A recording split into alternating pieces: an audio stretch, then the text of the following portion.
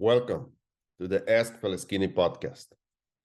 In this episode, I will go a bit out of my comfort zone, since most episodes of this podcast are about fundamentals in economy and business.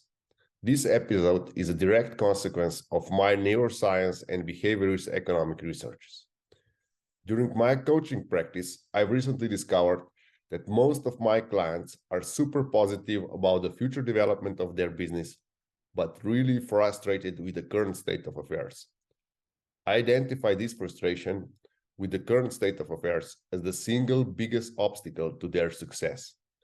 I explained to my mentors in neuroscience that if I could help my clients remove or overcome these obstacles, I'm certain that they would be successful beyond their wildest dream. One of my mentors proposed the Joe Dispenza video, and then it clicked for me. In this video, Joe Dispenza explains how an event becomes a personality trait. To sum up, an event occurs in someone's life. This person has an emotional reaction. If this emotional state is prolonged, then this becomes a mood. If this mood is prolonged, this mood becomes a temperament.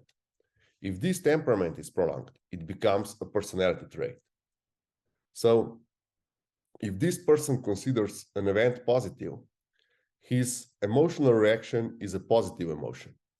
His constant positive emotion over time results in positive mood.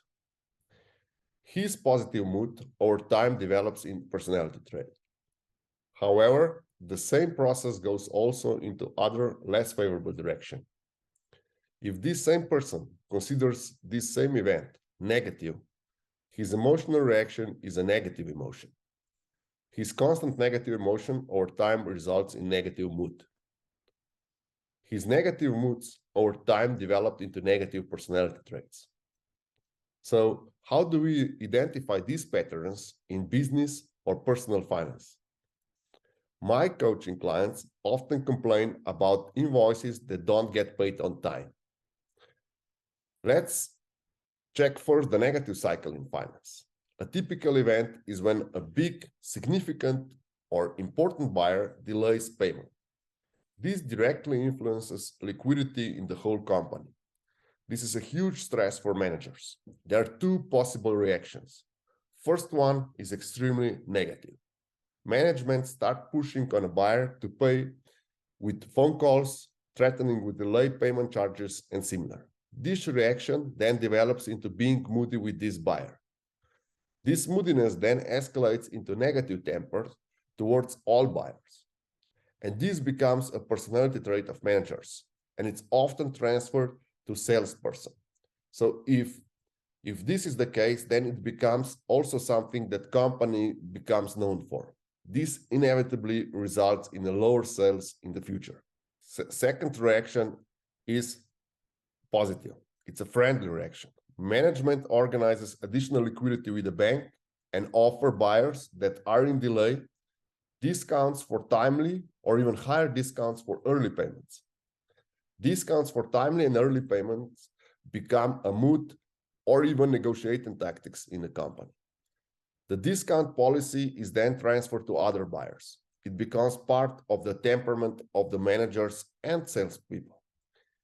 In time, this becomes a management or manager's personal trait and also a positive trait of the whole company. This kind of reaction ultimately results in higher sales.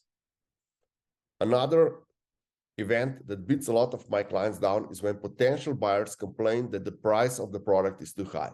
There are two possible reactions. First one is again negative. The seller's emotional reaction is to become insulted, disappointed, or even devastated. Then the seller becomes moody and starts doubting that the product is priced adequately and starts hating clients because they tell him that the price is too high. In time, this results in sellers having a bad temper and often undermining or even insulting potential buyers. In time, this becomes a personal trait of the seller and the company he or she is working for. Long-term results are devastating. Of course, in the same case, also the positive reaction of the seller is possible. The seller understands that he needs to identify different buyers for the product and offer lower price product to existing customers that complain about the price. The seller is in a good mood since it has identified a market for lower price products and has more info on where to sell the existing product. In time, the seller temperament becomes more positive since he or she can benefit from every feedback from buyers. This becomes the seller's personality traits and of course also the company trait. This mindset inevitably results in ever-increasing sales. And then there's a event in personal finance that starts a typical negative cycle. And this event is when person receives an unexpectedly high invoice. There are at least two possible reactions. Let's start with the negative one. Why did the company charge me that? Or why is the amount so high? I didn't expect that. Then you become moody because you were taken for a ride or because your liquidity will suffer. In time, you develop really bad temperament regarding unexpected invoices. And this inevitably becomes your personality trait.